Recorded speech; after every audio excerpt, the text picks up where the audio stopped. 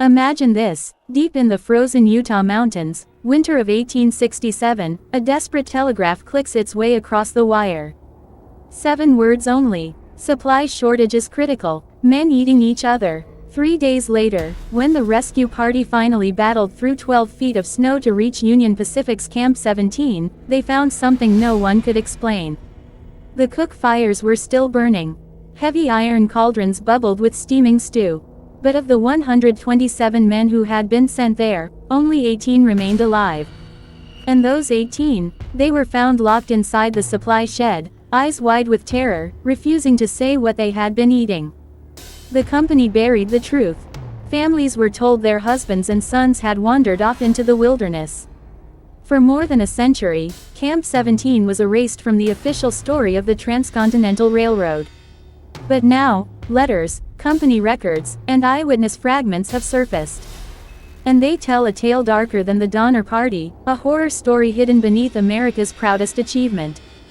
Before we dive deeper into this mystery, take a second, subscribe to our channel, hit that notification bell, and drop a comment below with your state. Because the truth you're about to hear might just keep you awake tonight. The camp in the mountains. September 1867. The Union Pacific Railroad, locked in fierce competition with the Central Pacific, pushed its workers into Utah's Wasatch Range. The goal: blast through the granite peaks and lay track across some of the most dangerous land in America. Every mile of track in the mountains brought the company nearly $48,000 in government subsidies, 3 times more than for flat land. Greed was the fuel, and the workers were the match. Camp 17 was set up in a narrow valley surrounded by 8,000-foot peaks. Canvas tents and wooden barracks clung to the snow-dusted ground. From dawn to dusk, dynamite thundered through the canyons as men swung hammers, laid rails, and choked on granite dust. It was progress at any cost. The camp wasn't built for comfort. It wasn't even built for survival. It was built to finish the job before the Central Pacific could. The men of Camp 17. Most of the crew were Irish immigrants, tough men still haunted by memories of the Great Famine. Beside them worked discharged Civil War veterans, their minds scarred by battles like Gettysburg and Antietam. Freed slaves joined too, looking for opportunity in the West, where skin color mattered less than whether you could swing a pickaxe 12 hours a day. They earned $2.50 a day, when they were paid at all. More often, their wages vanished into the pockets of company stockholders. At the head of Camp 17 was Samuel Hartwell, a 43-year-old former Union Army quartermaster. Steel gray hair, sharp, calculating eyes. Hartwell believed in order, discipline, and a mix of respect and fear to keep men in line. His word was law in the valley. Beside him stood Thomas Kincaid, a 6'6" Irishman with the build of an ox. He could swing a 20-pound sledgehammer from sunrise to sunset, then break up barroom fights after dark. He was muscle, but also peacemaker, the man who could calm hungry, restless men before they tore each other apart. And then there was Wilhelm Brenner, the cook. A German immigrant with pale blue eyes that never blinked. He kept his knives sharp enough to shave with and his cauldrons shining like mirrors.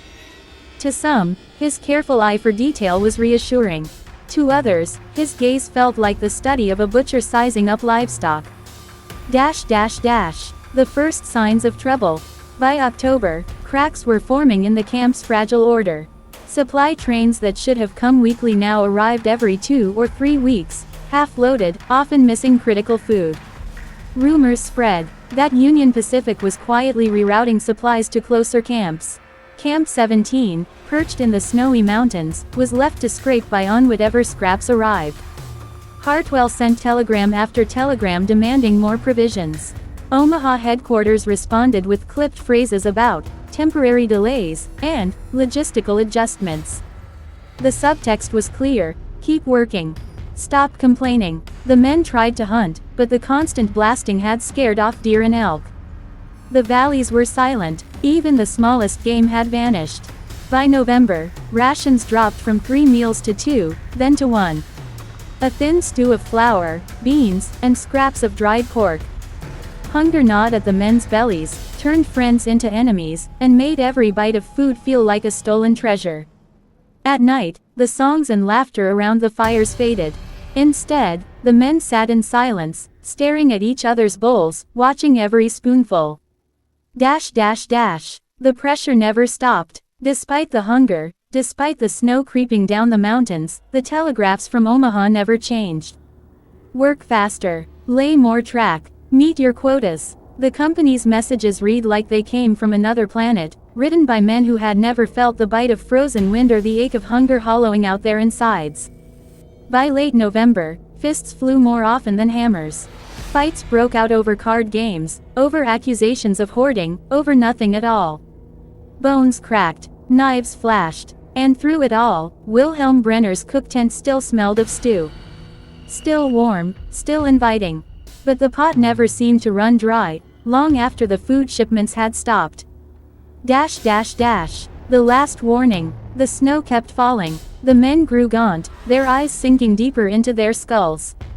Hartwell's leadership tightened into cruelty. Kincaid could no longer break up every fight. And Brenner, he stirred his cauldrons, silent, calm, always watching. Then came the telegraph. Just 7 words. Supply shortage is critical. Men eating each other. When rescuers arrived 3 days later, they found the fires still burning, the stew still simmering. But 109 men were gone. What happened to them would remain buried under corporate secrecy for more than a century. Until now. Outro for part 1. This was just the beginning. In the next part, we'll uncover how hunger turned Camp 17 into a nightmare, and how the survivors were forced into choices darker than anything history dared record. Make sure you're subscribed, because what comes next is even more chilling. Checkmark. That's part 1, about 1,000 words rewritten in an engaging, simple, horror documentary style for YouTube. Do you want me to continue writing part 2 in the same format right now? The Lost Camp. Part 2. The First Death. Hook. November 23, 1867. The snow had already sealed Camp 17 in a frozen prison. The men were weak, their rations nearly gone, and tempers stretched to the breaking point. That morning, during what should have been just another blasting operation in the granite cliffs, fate struck its first cruel blow. The first death had come. And with it, the first meal.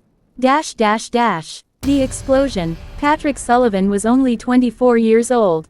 A cheerful Irishman from County Cork, he had been a favorite among the crew.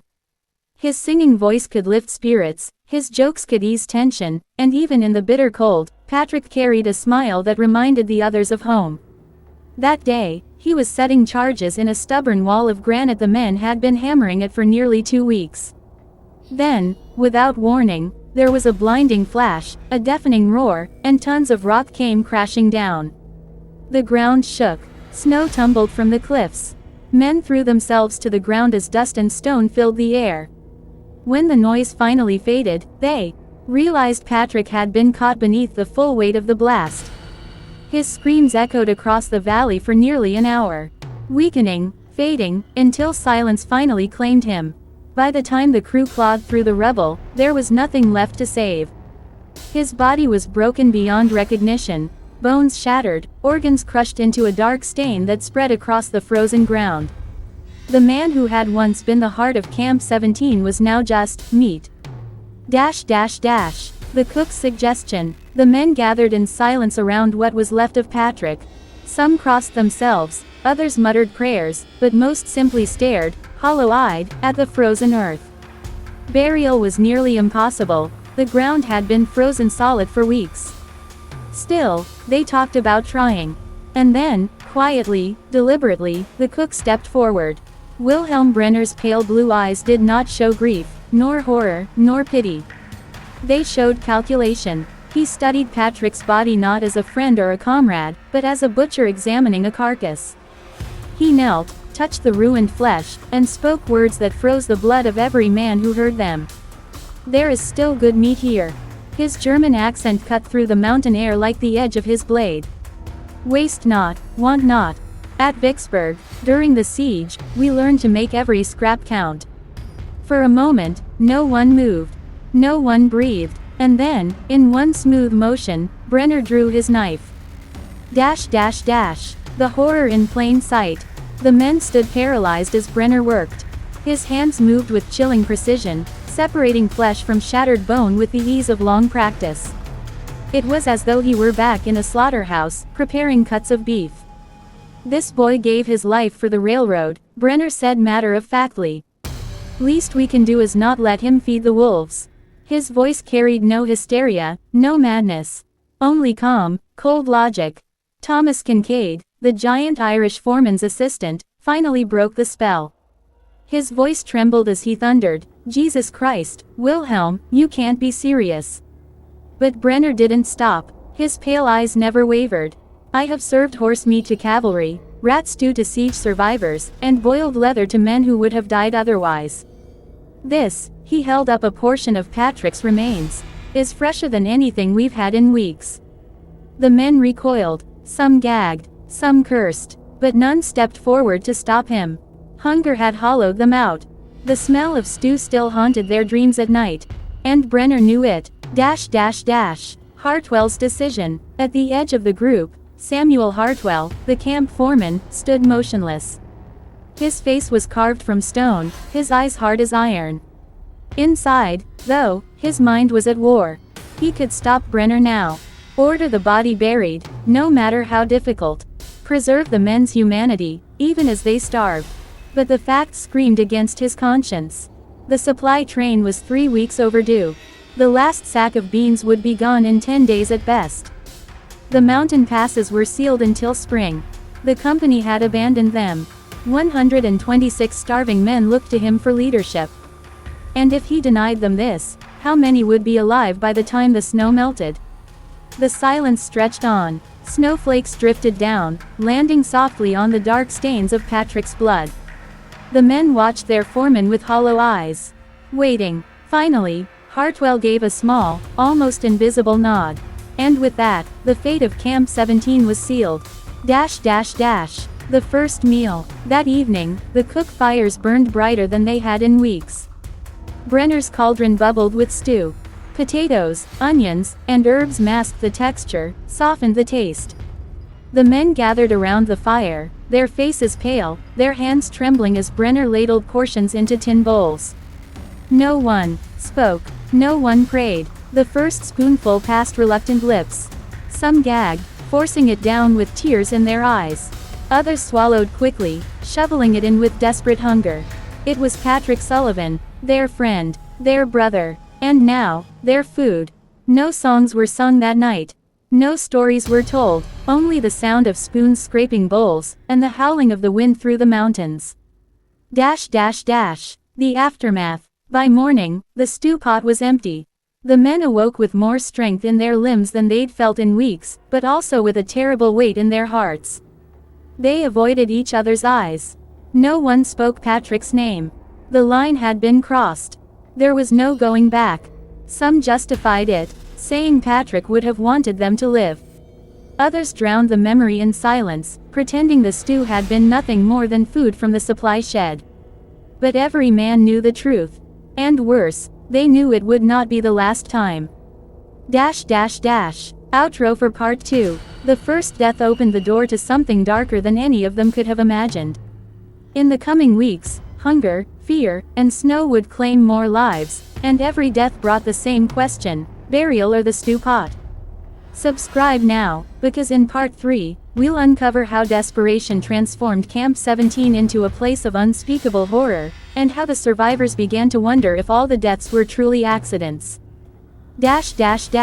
Checkmark. That's Part 2, 1,000 words rewritten in horror documentary style, easy and gripping for a YouTube audience. Would you like me to keep going and write Part 3 in the same style right away? The Lost Camp. Part 3. The Ritual of Death. Hook. When the first bowl of mountain stew was eaten, the men of Camp 17 told themselves it was a one-time thing. A grim necessity, a line they would cross only once. But within weeks, that line had disappeared. The sound of knives against bone. The humming of German folk songs from the cook tent. The smell of rich stew and sausage that seemed far too plentiful for a starving camp, these became part of daily life. And soon, death was no longer a tragedy. It was a system. The disguise. Wilhelm Brenner had a gift. He knew how to make flesh look like game meat, how to season it so well that even the queasiest man would take another bite. He packed sausages so tightly, so carefully spiced, that they could pass for anything: venison, elk, even fine pork. At first, many men refused. They stood around the fires with bowls untouched, convincing themselves they would never sink so low. But by morning, every bowl was scraped clean. Hunger doesn't leave room for morals. Soon after, some of those same men began quietly asking Brenner if there might be more of the mountain game for future meals. At night, the camp filled with sounds that would haunt survivors for the rest of their lives: the thunk of the cleaver, the scrape of knife on bone, the bubbling of cauldrons, and Brenner's low humming as he worked until dawn. When breakfast came, the men found porridge with mountain sausage. They didn't ask questions. They only ate. The cook becomes a leader. Something shifted in Camp 17. Within days of Patrick Sullivan's death, the men noticed their strength returning. The gnawing ache in their stomachs faded. Their muscles felt steadier, their minds clearer. And Brenner, the cook, was no longer just a cook. He walked the camp with a confidence that bordered on arrogance. His pale eyes scanned each man, weighing him, measuring him, as if he were already deciding how many meals each body could provide. "Waste not, want not," he repeated like a prayer. And the starving men began treating him like more than a cook. They sought his advice. They asked for his judgment. In the absence of supplies, Brenner had become their most valuable resource. The second death, December 7, 1867. Marcus Holloway, a veteran worker from Ohio, was hauling timber when he suddenly stopped, clutched his chest, and collapsed. A heart attack. Dr. Edwin Cartwright tried to revive him, but it was no use. Holloway was gone within minutes. This time, there was no debate. No prayers, no protests. Before anyone could suggest burial, Brenner was sharpening his knives. The men didn't look away. In fact, several even helped carry Holloway's body to the cook tent, as though it were routine. And in a way, it was. Marcus was a good worker, Brenner said calmly, his blade flashing in the firelight. He'll keep helping the crew, even now. What had taken him hours with Sullivan's mangled corpse now took only one.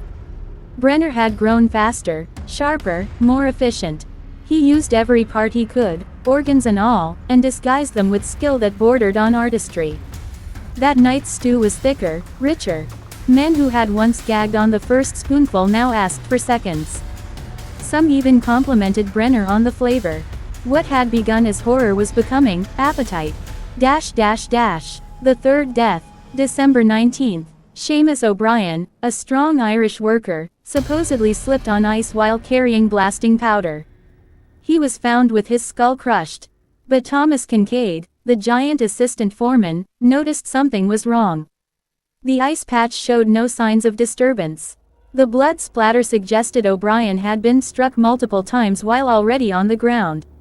It wasn't an accident, it was murder. Kincaid brought his suspicions to Foreman Hartwell. But Hartwell's response was cold, final. "Keep it to yourself. Help Brenner prepare the meal." And so, the third man was carried to the cook tent. By nightfall, O'Brien was in the stew. For the first time, Camp 17 had crossed from survival into killing. The pattern. As the snow deepened and December gave way to January, a grim routine took shape. Roughly every 10 to 12 days, someone died. Sometimes it looked like an accident. A fall, a cave-in, a slip with explosives. But to those who paid attention, the pattern was clear. Every death came just as supplies from the last victim were running out. And there was something even more chilling. The men chosen were always the isolated ones, the loners, the weak, the ones without close friends. Brenner began walking the camp each morning with a clipboard, his cold eyes scanning the crew. He called it nutrition assessment. He judged their health, their usefulness, their place in the group. And soon after, the weakest were sent on the most dangerous jobs. Handling unstable dynamite, surveying near-deadly cliffs, working alone in tunnels known for cave-ins. When they died, no one questioned it. Brenner was always there, knives ready, turning death into dinner. The fourth death. January 2, 1868. A young German immigrant, Friedrich Kohler, was found at the bottom of a ravine. Officially, he had fallen while checking survey markers. But everyone knew the truth, even if they wouldn't say it. Kohler was quiet, spoke little English, and had no close friends in camp. He was the perfect candidate. By then, Brenner's presence at death scenes was as expected as a doctor at a sickbed. He arrived with his tools, calm and efficient, and the men stepped aside. That night, the stew tasted especially rich. The transformation. By early January, Camp 17 was no longer a railroad camp. It was something darker. The men had stopped seeing each other as brothers in hardship. Now, every glance was calculated. Every conversation was guarded. No one trusted anyone. Some saw each other as rivals. Others saw each other as resources. The cook tent had become the heart of camp life, the center of their survival. And Brenner, once just a cook, had become a kind of priest in a religion of death. The men didn't sing anymore. They didn't pray. They only waited, every 10 days or so, for the next accident that would fill the cauldron and silence their hunger. And the foreman, Samuel Hartwell, no longer tried to resist. He had made his choice on November 23, when he gave the first nod. From that moment on, every death carried his silent approval. Camp 17 had become a machine that turned men into meat, and survival into murder. Outro for Part 3. By January, there were still more than 100 men alive at Camp 17. But not for long. Each week brought a new death, a new meal, and a deeper descent into madness. In Part 4, we'll reveal how the killings escalated, and how Brenner's influence over the men became almost godlike, as he decided who would live, and who would be carved for the pot. Subscribe now, because what comes next is even darker. Checkmark. That's Part 3, about 1,000 words polished and reshaped for maximum horror impact. Do you want me to continue directly with Part 4, where Brenner starts gaining almost complete control of the camp? The Lost Camp. Part 4. The Tyranny of the Cook. By January of 1868, hunger was no longer the greatest danger in Camp 17. The snowstorms raged on. The mountains swallowed men whole. But inside the camp, something far worse had taken root. A single man, the cook, Wilhelm Brenner, had become more powerful than the foreman, more feared than the storms, more dreaded than starvation itself. Because in Camp 17, Brenner didn't just prepare the meals. He decided who became the meals. The priest of the pot. Every morning, before work began, the men gathered in the cook tent. Not for prayers, not for roll call, but for stew. The black cauldron bubbled at the center, and Brenner stirred it like a priest at an altar. His eyes never left the men. He watched how they ate, how quickly, how hungrily. He measured their strength, their weakness. Those who ate with vigor earned his approval. Those who picked at their food, or looked too thin, too frail, Brenner made note of them. It was an unspoken truth. If Brenner marked you as weak, your days were numbered. And the men knew it. They feared him. Some tried to flatter him, others worked themselves to exhaustion to prove their worth. But in the end, it didn't matter. Brenner decided. The fifth death. January 13th. A worker named Eli Watkins, barely 19 years old, disappeared while hauling timber near the cliffs. Officially, it was ruled a fall. Unofficially, men whispered that 2 sets of footprints led toward the drop, but only 1 set came back. That night, Watkins' body was lowered into the cauldron. Brenner seasoned the meat heavily, as if to hide the taste of innocence. Several men couldn't eat, but others, they licked their bowls clean. The line between survival and savagery was gone. The whisper of rebellion. Not everyone surrendered to Brenner's rule. Thomas Kincaid, the giant assistant foreman, had grown increasingly uneasy. He noticed how every accident happened just when supplies ran out. He noticed how Brenner's influence over Foreman Hartwell grew by the day. And he noticed something else. Men were starting to disappear in the night. No body recovered, no accident reported, just gone. Kincaid suspected Brenner wasn't just waiting for accidents anymore. He was choosing victims in secret. He spoke quietly to Dr. Edwin Cartwright, the camp physician. Cartwright's hands shook as he admitted he too suspected foul play. But the doctor was a coward at heart. "Say nothing," Cartwright whispered. "If you speak against him, you'll be next in the pot. The sixth death. January 25th. The snow had turned to ice, and the tunnels echoed with groans of shifting rock. That morning, a blast went off early, killing 2 men instantly. The first was unrecognizable, mangled beyond use. But the second, Henry McAllister, was mostly intact. When Brenner approached the bodies, he shook his head at the mangled corpse, then ordered the men to carry McAllister to the tent. That night, McAllister was stew. But here's what terrified Kincaid. The charges had been set correctly. Someone had lit the fuse too early, deliberately. Which meant Brenner wasn't waiting for fate anymore. He was orchestrating it. The doctrine of Brenner. By February, Brenner no longer pretended. He gathered the men by the fire and addressed them directly. "Listen to me. God has abandoned us here. The snow will not melt. The storms will not pass. The only reason you draw breath tonight is because I have fed you." His voice was calm, steady, chilling. "We are beyond morality, beyond law. There is only survival, and survival requires sacrifice." He looked at the men, his pale eyes gleaming in the firelight. "Some of you are strong. Some of you are weak. The weak must give to the strong, or all will die. This is the way of nature. This is the way of God." From that night onward, Brenner's word was law. The seventh death. February 6th. Dr. Edwin Cartwright himself became the next victim. He had tended to a frostbitten worker and tried to hide him in his medical tent, hoping to spare him from Brenner's gaze. But Brenner found out. The next day, Cartwright was gone. Officially, he had wandered into the storm. Unofficially, his body was simmering by nightfall. The men ate the doctor's stew in silence. No one spoke. No one dared. Kincaid sat staring at his bowl, rage burning behind his eyes. But he forced himself to eat.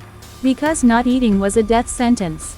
The camp of fear. By late February, Camp 17 was unrecognizable. The once lively chatter of railroad workers was gone. Men spoke only in whispers. They avoided one another's eyes. They slept lightly, clutching tools as weapons, terrified they'd be chosen next. The snowstorms outside no longer frightened them. What haunted them was the man in the cook tent, stirring his endless cauldron. Brenner had become judge, jury, and executioner. And worse, some men had begun to admire him. They called him the shepherd. They claimed he had saved them from starvation. They followed him, defended him, even carried out his orders. The camp had split in two, those who feared Brenner, and those who worshipped him. The Rebellion, March 1, 1868. Thomas Kincaid finally broke.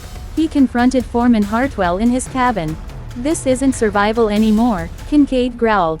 "It's slaughter. Brenner's killing men on purpose. If we don't stop him, none of us will make it out alive." But Hartwell, once a stern, respected leader, was hollow, broken. He shook his head. "You think we'd have lasted this long without him?" Hartwell muttered. "Brenner has done what I couldn't. He keeps the men alive. Better a few die than all of us." Kincaid slammed his fist on the table. "You've lost your soul." Hartwell only stared, his eyes lifeless. "Better to lose my soul than my life." At that moment, Kincaid realized. The foreman was no longer in charge. Brenner was. The eighth death. That very night, Kincaid woke to screams. He rushed outside and found a group of Brenner's loyalists dragging a man through the snow. It was Elias Turner, a quiet worker from Missouri. His face was bruised, his hands tied. Brenner stood waiting by the tent, cleaver in hand. "This one stole extra bread," Brenner announced, though everyone knew there was no bread left to steal. Turner pleaded for his life, but the men held him down. Brenner's blade flashed. By dawn, Turner was stew. And Kincaid knew, resistance was now suicide. Outro for Part 4. By March, Camp 17 was no longer just a railroad camp lost to winter. It had become a kingdom of terror, ruled by a cook with blood on his hands and a cauldron of flesh at his command. But the darkest days were still to come. Because Brenner wasn't satisfied with accidents anymore. He was about to turn Camp 17 into a slaughterhouse. In Part 5, we'll reveal how the killings became open executions, and how the camp spiraled into something more monstrous than anyone could imagine. Subscribe now, because the descent is only getting darker. Check mark. That's Part 4, approximately 1,000 words, continuing the horror historic flow, starting with a sharp hook, structured like a grim documentary. Do you want me to move straight into Part 5, where Brenner starts holding open rituals of execution in front of the whole camp? The Lost Camp, Part 5, the Ritual of the Cleaver. Hook. By March of 1868, the snow outside Camp 17 was nothing compared to the blizzard of terror inside. The men no longer asked who would die next. They asked only when, because Wilhelm Brenner, the cook who had once ruled from behind his bubbling pot, now stepped into the open. He no longer waited for accidents. He no longer hid in shadows. He killed in front of everyone, slowly, deliberately, like a priest performing a sacred ritual. The first execution, March 5th. The men were called from their bunks to gather by the fire pit. Brenner stood waiting, his white apron stained deep crimson. At his feet knelt Joseph Rourke, a brawler from Boston who had once mocked Brenner's cooking. His hands were tied, his mouth gagged. Foreman Hartwell looked on, silent, his face pale. Brenner raised his cleaver. This man wasted food, he declared. He spat in the pot that kept you alive. His punishment shall feed you all. And then, before the camp's horrified eyes, Brenner brought the blade down. Once, twice, again. The snow muffled the sound, but the screams carried for miles. That night, Rourke's flesh filled the cauldron. Some men vomited, others turned away, but many ate in silence, knowing refusal meant death. The first execution was complete. And with it, Brenner's reign became absolute. The death list. After Rourke's death, Brenner began keeping a list. He called it, the roll of the week.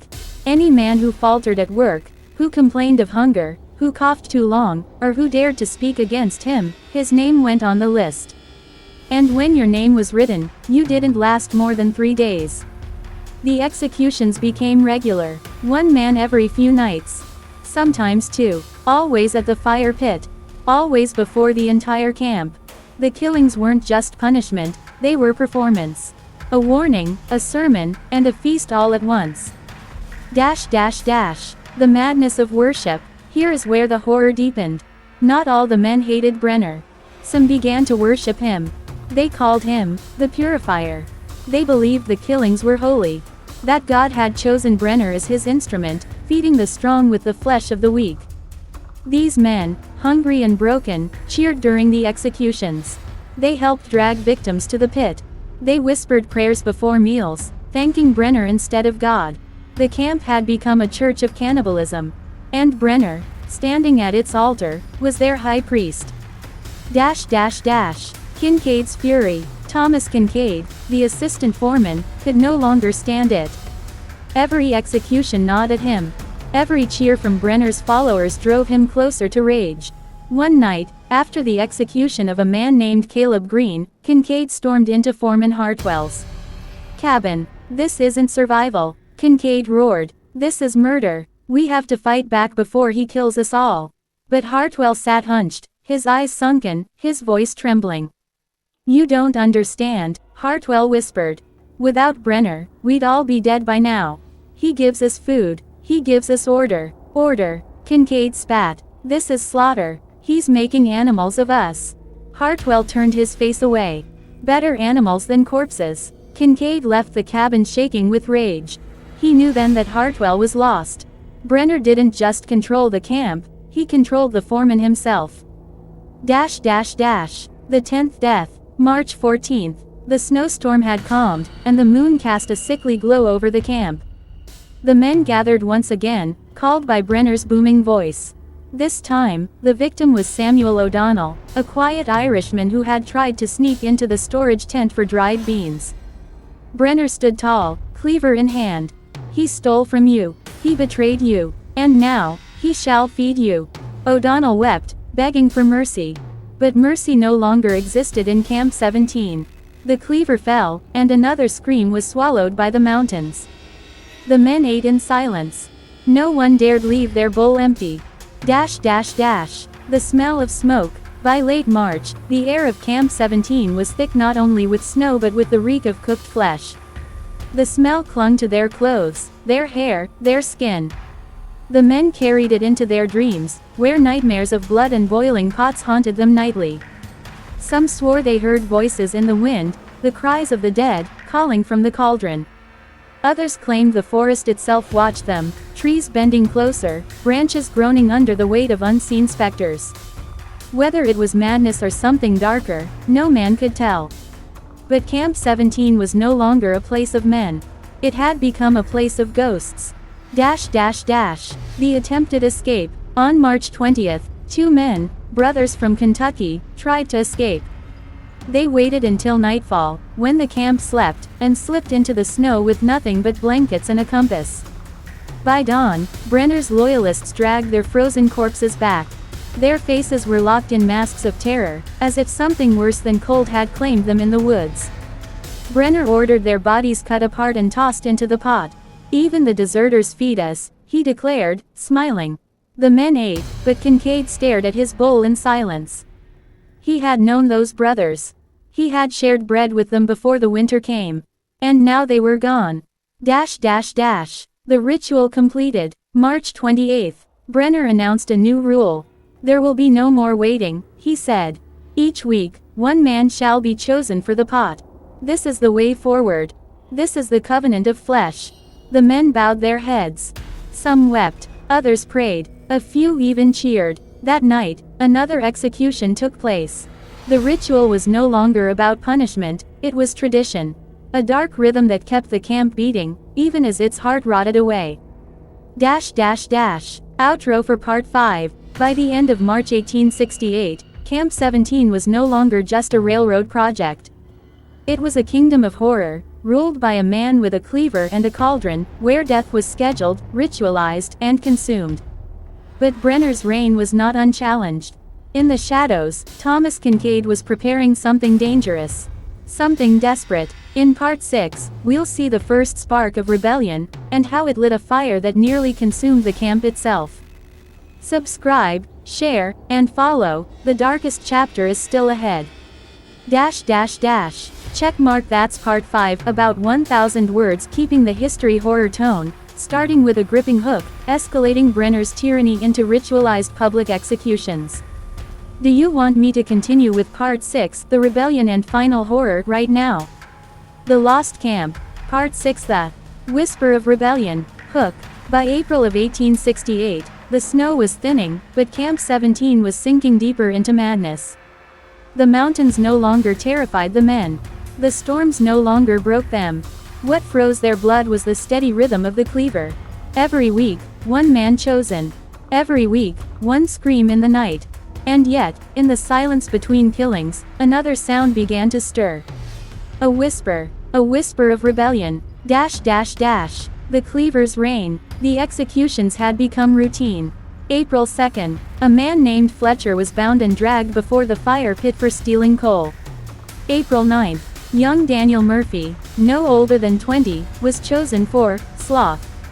April 16th, old Elias Carter, whose cough had worsened, was declared unfit to serve the strong. Each week, Brenner raised his cleaver and his loyalists cheered as flesh was carved, boiled, and served. The foreman, Hartwell, stood by silently. His authority had collapsed completely. He was a shadow, and Brenner now reigned openly. The cauldron no longer smelled of stew. It reeked of rot, of iron, of something unholy. And yet the men ate. Because hunger was stronger than disgust. Kincaid's secret. Thomas Kincaid watched it all with burning hatred. He had once believed in survival at all costs. But now he knew the cost was too high. Each death tore a hole in his chest. Each cheer for Brenner made bile rise in his throat. Kincaid began to whisper. Quietly, carefully, he spoke to men he trusted. "There's another way," he murmured. "We don't have to live like this. We don't have to die like this." Some listened, others turned their faces away, too afraid to answer. But a handful leaned closer, their eyes wide, their voices hushed. "What do you mean?" Kincaid's answer was simple. "We end him. The first circle. By mid-April, Kincaid had gathered a small circle. 5 men, handpicked, all broken by fear but not yet enslaved by Brenner's madness. Jonathan Pike, a miner from Pennsylvania. Levi Turner, a carpenter with strong arms. Thomas Reed, a preacher's son who had stopped praying. Henry Ballard, whose brother Brenner had butchered. And Kincaid himself. They swore their pact in whispers, away from the fire, huddled in the dark corners of the sleeping cabins. They would kill Brenner. They would smash his cauldron. They would end the reign of flesh. But plans were dangerous in Camp 17. For Brenner had eyes everywhere. The Loyalists, Brenner's followers, were growing bolder. They wore strips of bloody cloth tied to their arms, calling themselves the Chosen. They patrolled the camp at night. They listened for whispers. They dragged dissenters before Brenner. One man, Amos Briggs, was caught cursing Brenner's name. By dawn, he was in the pot. Fear kept most men silent. But whispers, like fire, spread unseen until they burned. The preacher's nightmare. One night, Thomas Reed, the preacher's son, woke screaming. He swore he had seen a vision. Brenner standing atop a mountain of skulls, cleaver raised high, his eyes glowing like embers. Reed trembled as he told Kincaid. "He's not just a man. He's something worse. Something called here. Something we let in." Kincaid grabbed him by the shoulders. "He is a man. Don't you forget that. And a man can bleed." But deep down, Kincaid wondered if Reed was right. Because when Brenner killed, there was a look in his eyes. A gleam that was not entirely human. The test of loyalty. April 23rd. Another execution. This time, Brenner did something different. Instead of choosing the victim himself, he commanded his men to bring forward one of their own. The unlucky man was Edward Hale, who had spoken too softly against the killings. Brenner did not raise the cleaver. He handed it to one of his loyalists. The man hesitated, trembling. Brenner smiled. "Do it," he said. And so the man obeyed, splitting Hale's skull before the fire pit. The camp roared in approval. Brenner's cult was no longer bound by one butcher. Now, the disease had spread. Kincaid clenched his fists. He knew then, if they waited any longer, there would be nothing left to save. The plan. The rebels set their plan. They would strike during the next storm, when the winds howled loud enough to cover their steps. Levi Turner would distract the guards. Pike and Ballard would grab Brenner's arms. Reed would smash the cauldron. And Kincaid himself would drive a pickaxe into the cook's skull. It was madness. It was desperate, but it was the only chance. The Omen. On the eve of the storm, Reed approached Kincaid, pale and shaking. "I saw it again," he whispered. "The mountain of skulls. But this time, you were on it, too." Kincaid snarled, "Keep your visions to yourself." But the words stayed with him. Because in Reed's eyes, there was no madness. There was only truth. The storm breaks. April 28th. The storm arrived, shrieking across the mountains, rattling the cabins, filling the night with white fury.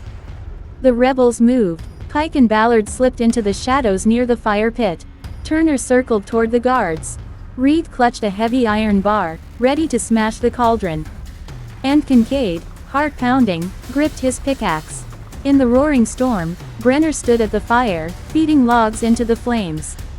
His apron was stained, his cleaver glinting in the light. He looked up, and smiled, as if he had been waiting all along.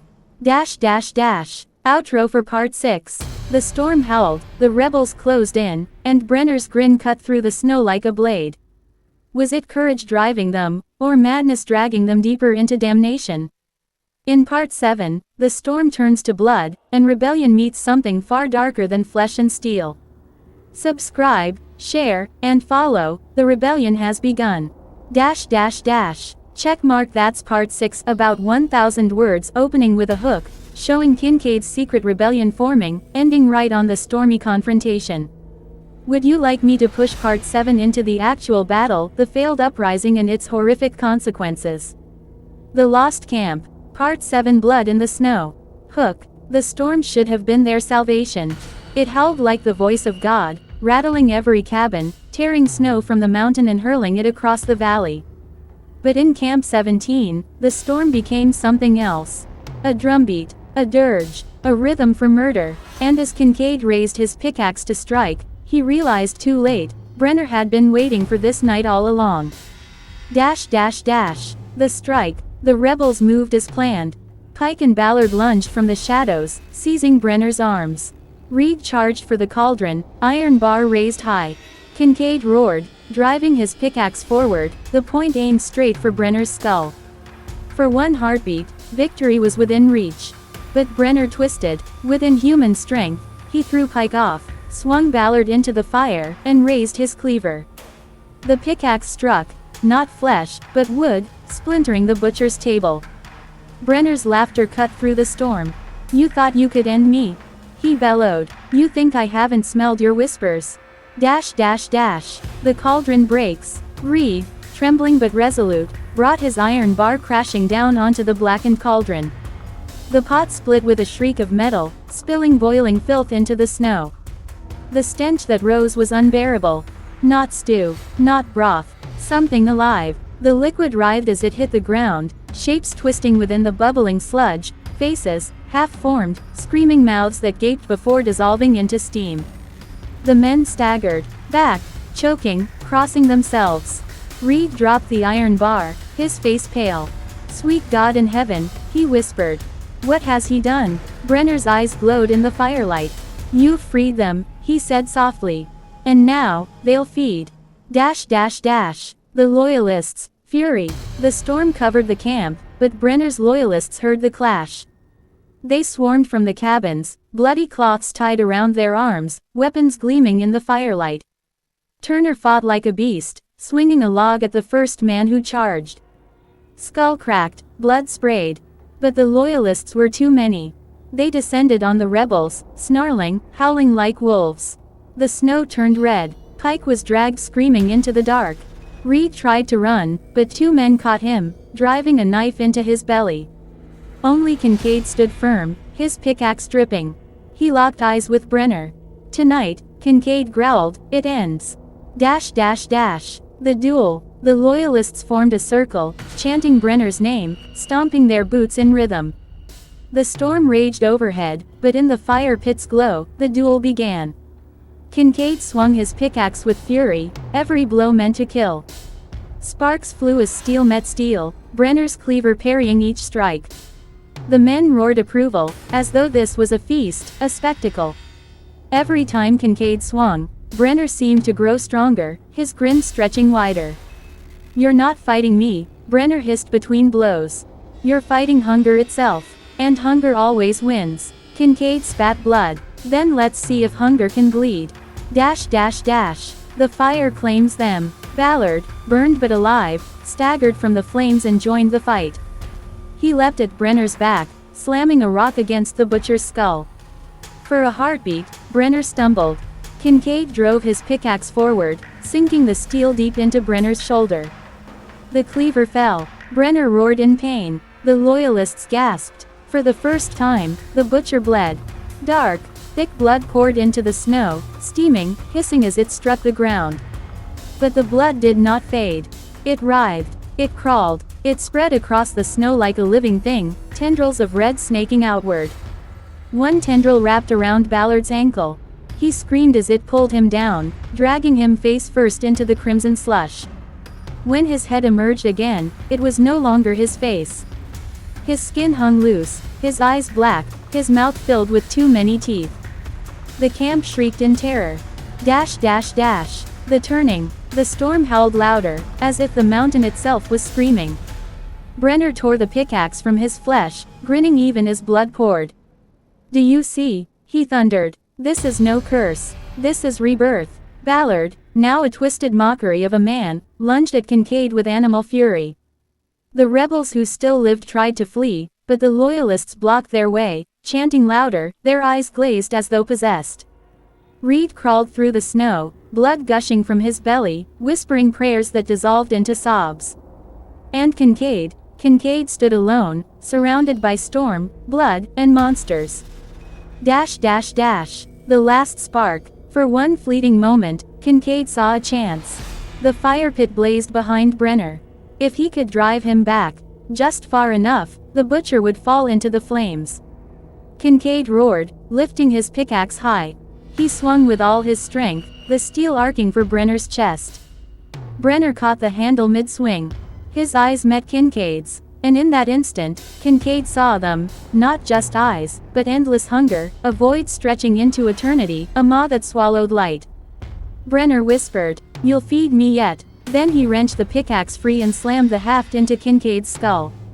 Darkness swallowed him. The aftermath. When Kincaid awoke, he was bound.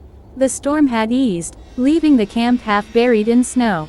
The fire still burned. The loyalists still circled, chanting low, their voices hoarse but steady.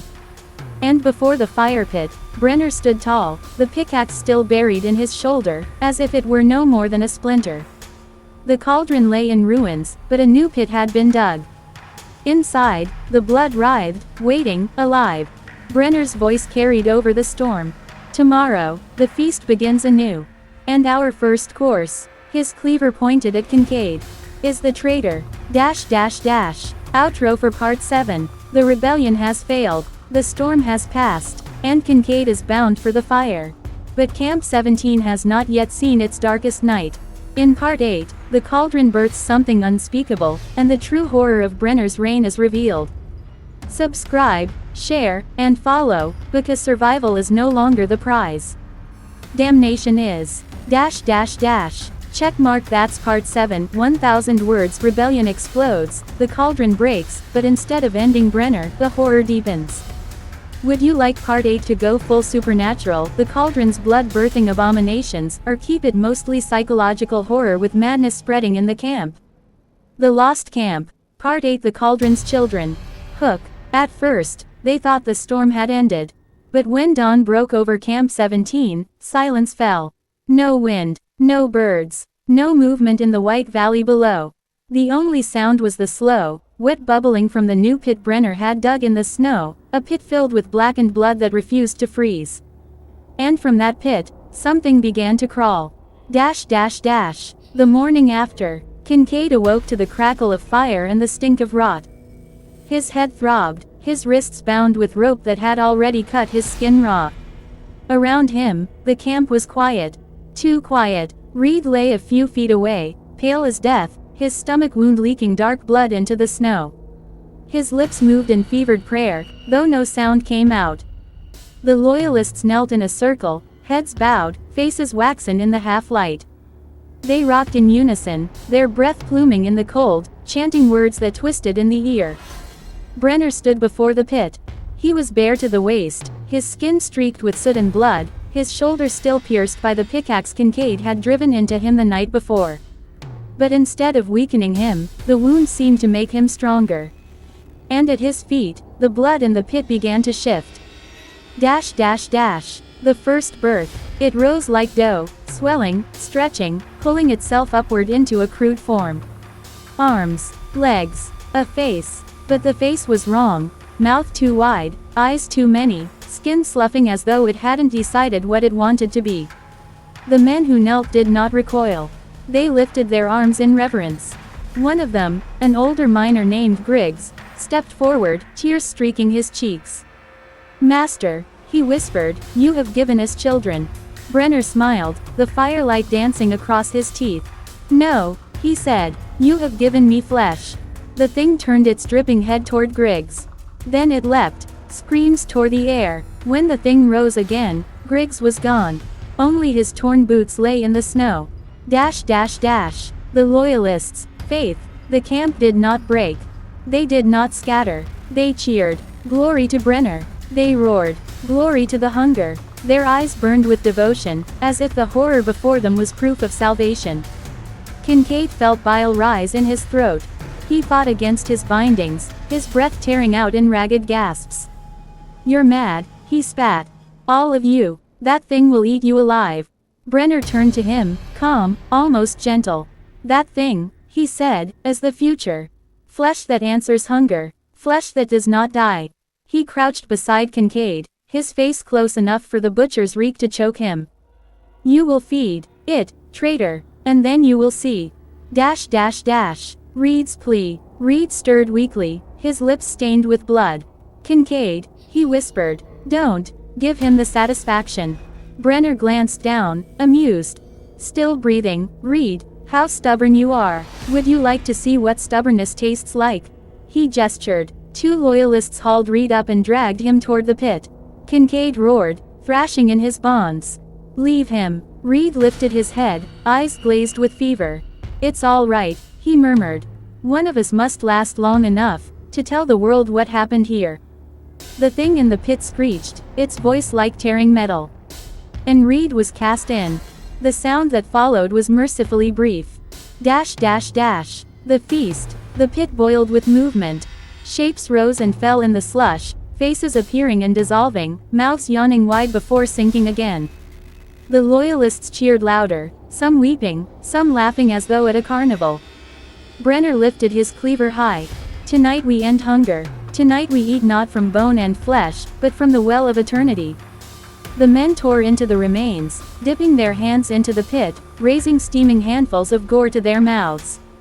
They devoured it like starving wolves, blood running down their chins, their eyes rolling back in ecstasy. And Kincaid watched in horror as their skin began to change. The transformation. At first, it was subtle, veins blackening beneath the skin, eyes dilating. Then came the twitching, the jerks, the spasms. One loyalist's jaw dislocated, stretching wider than it should. Another's fingers fused together, forming a claw. They laughed as their bodies twisted, praising Brenner through broken teeth. "More," they cried. "Give us more." The pit answered. Something larger rose this time. Something with the torso of a man and the head of a stag, its antlers slick with gore. It bellowed, a sound that shook the cabins. And the men fell to their knees.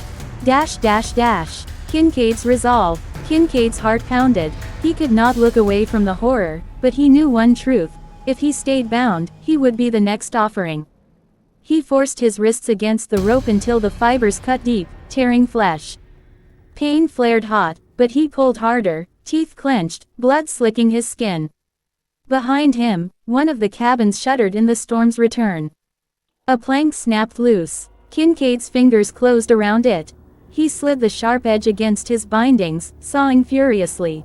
Every second, he expected Brenner's hand on his shoulder, the cleaver's edge on his throat. But Brenner was watching the pit, rapt, smiling as if beholding paradise. The whisper. As Kincaid cut, a whisper rose beneath the storm. Not Brenner's voice. Not the loyalists. Something else. It slithered into his ear like a secret. "And it. Burn the blood. Fire is the only truth." Kincaid froze, the hair on his neck rising. The voice came from the pit. But it was not Brenner's creation. It was Reed. For one heartbeat, Kincaid saw his friend's face surface in the black ooze, eyes wide, mouth forming the words. Then the face dissolved. The escape. The rope snapped. Kincaid was free. But he did not rise, not yet. He lay still, snow biting into his skin, his eyes fixed on Brenner. The butcher lifted his arms high, chanting with his men, the cleaver raised toward the heavens. The stag-headed beast bellowed, its roar shaking the mountain. And in the firelight, Kincaid knew his choice. He could run, flee into the blizzard and pray the storm swallowed him before Brenner's beasts gave chase. Or, he could do what the whisper demanded. Burn the blood. Outro for Part 8. The cauldron has birthed monsters, and Brenner's followers embrace their transformation. Kincaid alone is free, armed with nothing but fire and desperation. In Part 9, the camp itself becomes a battlefield of men and monsters, and Kincaid learns the true cost of fire. Subscribe, share, and follow, because the hunger has only just begun. Checkmark. That's part 8. 1000 words. Now the horror is escalating. Grotesque births, cult-like devotion, and Kincaid's narrow escape. Do you want part 9 to focus on Kincaid's attempt to burn the pit, direct action, or on his discovery that the storm itself may be tied to Brenner's curse, expanding the myth? The Lost Camp. Part 9. The fire in the blood. Hook. Flames should have saved them. That was what the whisper promised. But when Kincaid struck the torch into the black pit, the blood did not burn away. It screamed. Dash dash dash. The torch. The rope fell from Kincaid's wrists, his arms slick with his own blood. He stumbled toward the fire, seized a half-burned log, and raised it high. The loyalists turned, their chanting breaking into startled cries. Brenner's smile only widened. You think fire can unmake hunger? He asked softly. Kincaid did not answer. He hurled the torch into the pit. For one heartbeat, silence. Then the blood ignited, not with orange flame, but with lightless fire, blue, black, colors that did not belong to the earth. The air split with a shriek that seemed to claw at the inside of his skull. The loyalists fell to their knees, clutching their heads, their flesh rippling. And from the pit rose a shape made of fire and blood, its limbs writhing, its face an endless void. Dash dash dash. The storm breaks. The wind outside howled as if the mountain itself were screaming in pain. Snow battered the cabins, ripping shingles loose, tearing ropes from their posts. The stag-headed beast reared back, its bellow drowning even the storm, and hurled itself at the burning pit. When its body struck the flame, it dissolved like ash in water. The loyalists wailed in grief, some throwing themselves in after it, their bodies consumed, their screams stretching into eternity. Kincaid staggered back, shielding his eyes from the impossible fire. Reed, he whispered, tell me this is working. And for a heartbeat, he saw his friend's face in the flames, burning, but smiling. Dash dash dash. Brenner's wrath. Brenner strode forward, the cleaver in his hand dripping fresh gore. His skin glistened with sweat, his eyes fever bright. You fool, he hissed. You've set it free. He gestured to the pit. The fire no longer consumed, it spread. Tendrils of burning blood crawled across the snow, eating through cabins, climbing the wooden posts, turning every surface into a blackened, hissing ruin. The ground shuddered beneath them, the frozen earth cracking. From the cracks rose hands. Dozens. Hundreds. The storm had not killed the men lost in the mountains. They had been waiting. Dash dash dash. The dead returned. They came dragging themselves from the snow, faces half frozen, eyes empty sockets that wept black tears. Their jaws opened wide, wider than any human mouth should, and from their throats poured the same chant Brenner's loyalists had spoken hours before. Kincaid staggered back, clutching a broken post as the camp filled with the dead. The loyalists cheered. They ran to embrace the corpses, their arms thrown wide as if greeting long-lost brothers. The corpses did not embrace back. They tore. The camp filled with screams again, but this time not of devotion, only pain. Dash dash dash. The chase. Kincaid ran. Through snow, through smoke, through fire. His lungs burned, his boots slipping on ice. Behind him, the dead pursued, their limbs jerking unnaturally fast, their mouths snapping. The cabins collapsed one by one, their timbers igniting, the flames eating through frozen beams. The valley itself seemed to burn. With blood. Brenner's voice carried above it all, a priest at the altar of ruin. Witness the children of the cauldron. He bellowed. Witness eternity. Kincaid tripped, falling hard, snow biting into his cheek. When he rolled over, one of the dead was almost on him, its jaw split, its teeth like shards of glass. He seized the broken post in his hand and drove it upward. The thing shrieked as the wood punched through its skull. It fell twitching, but more followed. He staggered to his feet and fled toward the only place left standing, the storehouse. Dash dash dash. The storehouse. The heavy doors shuddered under his weight as he threw himself inside. He slammed the bar across, chest heaving. It was dark. The air stank of salt pork, gun oil, and damp canvas. He grabbed a lantern, lit it with shaking hands, and searched. Shelves of supplies. Rifles stacked in the corner. Powder barrels. An idea struck like lightning. If fire alone could not end this, explosion might. He seized a rifle, loading it clumsily, his hands trembling. He rolled a barrel of powder toward the door, then another. The whisper in his head returned. Yes, fire. But fire enough to kill the mountain. Kincaid froze, sweat freezing on his brow. The voice was no longer Reed's. The betrayal of the whisper. Who are you? He hissed into the dark. The lantern flickered, and in its glow, the shadow of Reed appeared against the far wall, mouth smiling wide.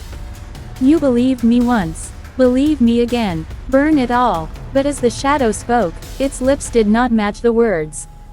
Its jaw split wider and wider until it hung to its chest. Kincaid's stomach turned. He knew then. The pit was speaking through Reed's ghost. The fire was not salvation. It was fuel. The confrontation. The doors burst inward, splintering under the weight of the dead. The storehouse filled with their stench, their rotting hands reaching for him. Kincaid raised the rifle, fired point blank, the blast tearing one apart. He dropped the weapon, seized another, fired again. Each shot deafened him, smoke filling the room, but the horde kept coming. Through them strode Brenner, untouched, his cleaver gleaming in the firelight. You see now, he roared over the din. The mountain cannot starve. You cannot kill hunger. You can only feed it. Kincaid stumbled back toward the barrels, the lantern swaying in his hand. His choice was clear. Either he struck the flame and burned with them all. Or he ran, leaving the world to the hunger. The final image. He raised the lantern high. Brenner's eyes widened. For the first time, the butcher's voice faltered. No. The corpses screamed in unison, their mouths gaping like wounds.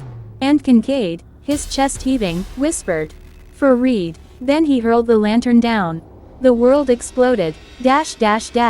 Outro for Part 9. The camp is consumed in fire and fury, but Brenner is not yet finished. In the ashes of Camp 17, something older than hunger stirs awake. In Part 10, the final chapter, we learn whether Kincaid's sacrifice was enough, or if the mountain itself has claimed them all. Subscribe, share, and follow. The end is coming. Checkmark. That's Part 9. 1000 words, explosive, violent, and setting up the final climax. Do you want Part 10 to end with Kincaid's final stand, heroic sacrifice, or a darker ending where the hunger spreads beyond the mountain, cosmic horror? The Lost Camp. Part 10. The mountain's hunger. Hook. Some fires end things. Others awaken them. When Camp 17 exploded, Kincaid believed he had chosen the end. But in the silence after the fire, the mountain whispered otherwise. The ashes. Morning never came. The storm broke into a black sky, ash falling like snow. The cabins were gone, their ruins still. Smoldering. The trees at the valley's edge stood as black skeletons. And in the center, among the ruins, staggered Kincaid. His ears bled from the blast. His coat was burned through. His beard and brows were singed to stubble. Yet he lived. He pressed one trembling hand to his side, feeling blood seep. Around him, the camp lay silent, no cries, no moans, no chanting. Only the whisper of wind through broken timber. Reed, he rasped. It's done. But there was no reply. The silence that breathed. He stumbled toward the pit. The explosion had blasted half the earth away, leaving a raw wound in the mountain. The pit no longer burned. Its blood was gone. But the silence, it breathed. Each inhale rattled through the bones of the valley. Each exhale came as a groan that shook the snow from the ridges. And Kincaid knew. He had not destroyed it. He had only opened it wider. Brenner in the ruins. From the smoke, a figure rose. Brenner. Half his face was seared, his butcher's apron burned black. One eye was gone, melted into his cheek. But he still clutched the cleaver, his grip unbroken. You burned my flock, he said, voice cracking but steady. But the altar still stands. He gestured to the widening pit. Kincaid raised the broken rifle he'd salvaged from the snow. His hands shook, but he steadied the barrel. This ends now. Brenner smiled, teeth red with blood. No, Captain, this is where it begins. The dead rise once more. The ground split. From the ash, bodies clawed free again, Not just the loyalists, not just the starved dead of the expedition. Others. Faces Kincaid did not know. Soldiers from wars long past. Trappers. Miners. Women in bonnets, children in ragged clothes. All long dead, all claimed by the mountain. Their eyes glowed like embers. Their mouths opened, whispering in perfect unison. Hunger, hunger, hunger. The sound pressed on Kincaid's skull like iron bands. Dash dash dash. The last stand. Kincaid fired. The shot punched through Brenner's chest. The butcher staggered but did not fall. Blood poured down his apron, steaming against the snow. He laughed, coughing red. You feed it even now. The corpses closed in. Kincaid swung the rifle like a club, smashing skulls, shoving bodies aside. He seized a burning timber from the ruins and swung it wide, scattering them back. But they did not burn. They only laughed with Brenner's voice. Dash dash dash. The descent. With nowhere else to run, Kincaid turned to the pit. The silence deepened, like a heartbeat. He felt it pulling at him, dragging him closer. He could throw himself in. End it with his body. But what if that was exactly what it wanted? Behind him, Brenner limped forward, cleaver raised. Choose, Captain, he spat. Die like a man, or live as a vessel. Kincaid's chest heaved. His hand tightened on the burning timber. And he chose. Dash dash dash. The fire in the blood. With a roar, he hurled himself not into the pit, but at Brenner. The burning timber drove into the butcher's chest, flames searing cloth and flesh. Brenner screamed, his voice mingling with the voices of the dead, the mountain, the storm. His cleaver dropped, his body convulsed. And then the pit responded. The silence broke into a scream, so loud, so piercing, that the sky itself seemed to split. The dead collapsed like puppets with cut strings. The snow melted into blood. The valley shook as if the mountain were trying to tear itself apart. And in that chaos, Brenner and Kincaid toppled together into the pit. Dash dash dash. The final vision. There was no falling, only darkness. And then, visions. Kincaid saw endless centuries of hunger. Armies lost in snow. Settlers vanished from cabins. Whole tribes swallowed by famine. The mountain had always fed. Always taken. Now it wanted more. But in that void, Kincaid clung to one thing. Reed's face, smiling through the smoke. He forced himself to speak, though his lungs were filling with blood. You can take me, he whispered to the dark. But not the world, and with that, he pressed the last ember of fire from his shattered torch against his chest. Flame consumed him, and the darkness shrieked. Dash dash dash. The aftermath. When rescuers came months later, they found nothing. No cabins. No bodies. Only blackened earth and a silence so deep it made the air heavy. The pit was gone, buried under rockfall as if the mountain itself had sealed the wound. But travelers spoke of the valley for years. How game would not cross it. How fire would not light there. How, on nights of deep winter, the silence sometimes breathed. Dash dash dash. The legend, the story of Camp 17 passed into whispers. Some called it a tragedy of hunger and storm. Others said it was God's punishment for greed. But those who heard the mountain in their dreams knew better. The hunger had not died. It had only been fed. And somewhere beneath the snow, in the silence, a voice still whispered. More. Dash dash dash. Final outro. This concludes The Lost Camp, a historic horror tale of survival, hunger, and the darkness beneath the mountain. If you felt the chill, if you walked with Kincaid through the storm, if the whisper still echoes in your mind, subscribe, share, and leave a comment. Your voice keeps the fire alive, and perhaps keeps the hunger waiting a little longer.